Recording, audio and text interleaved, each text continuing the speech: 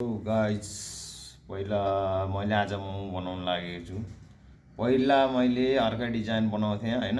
मैले दिएपछि जो पनि चिजहरू बनाइदिइहाल्छु, त्यसमा मलाई कोही उ छैन। हर चिज केही पनि त्यस्तो हैन कि सबै चिजहरू म तयार गर्नलाई एकदम पर्फेक्ट छु।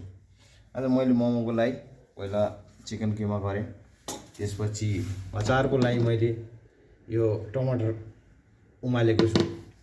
त्यसपछि मैले आज नयाँ डिजाइनमा बनाएको देखाउने छु हजुरहरूलाई। यो मेरो आज नयाँ डिजाइन हो, हेर्नुहोस् गाइज। यो कोदाको र मैदा मिसाएर बनाएको हो।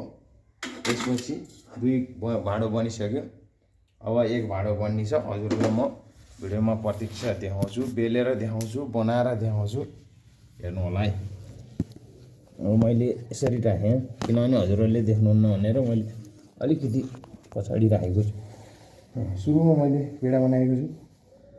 पेडालाई मैले के गरेँ, यसलाई मैले हल्का बेल्छु, हेर्नुहोस्।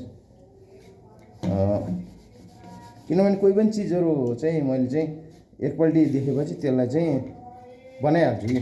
केही पनि चिज हो, हरेक चिज, हर चिजहरू, केही पनि चिजलाई मसँगबाट छैन, म बनाइहाल्छु। यसलाई यसरी बेल्छु म। बेलेपछि म यसलाई यस्तो हातमा लिन्छु, हेर्नुहोस् गाइस है। अनि त्यसपछि मैले यो चिकनको किमालाई मैले यसरी भर्छु।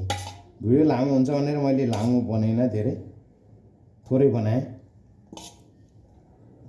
त्यही भएर, किनभने लामो भिडियो हुन्थ्यो अब कहिले के हुन्छ कहिले के हुन्छ हैन। यसलाई ट्याप मैले के गरेँ भने धेरै कोसिस गरेँ सिक्नलाई, तर आज चाहिँ म सफल भएको छु। यसलाई यसो गर्छु म, यसपछि यसो, यसपछि यसो, त्यसपछि मैले के गर्छु, यसलाई यस्तो लान्छु र यसलाई यहाँ टिपाउँछु, यहाँ टिपाउँछु। त्यसपछि मैले यसलाई के गर्छु, फेरि एकपल्ट यसो गर्छु, यसलाई मुजा बनाउँछु। मैले मुजा बनाइसकेपछि मैले के गर्छु, यसो गर्छु, यसो गर्दै लाँदै जान्छु।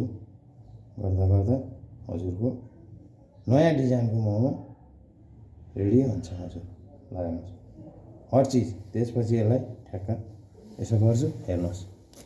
यो आज मेरो मोमो बनाउने तरिका हेर्नुहोस् गाइस। मेरो बुढीलाई बेसरी खानु मन लाग्यो अरे, त्यही भएर म कहिले पनि आफ्नै घरमा बनाएर खिलाउँछु। ल हेर्नुहोस् गाइस। हस् त, धन्यवाद। जय नेपाल।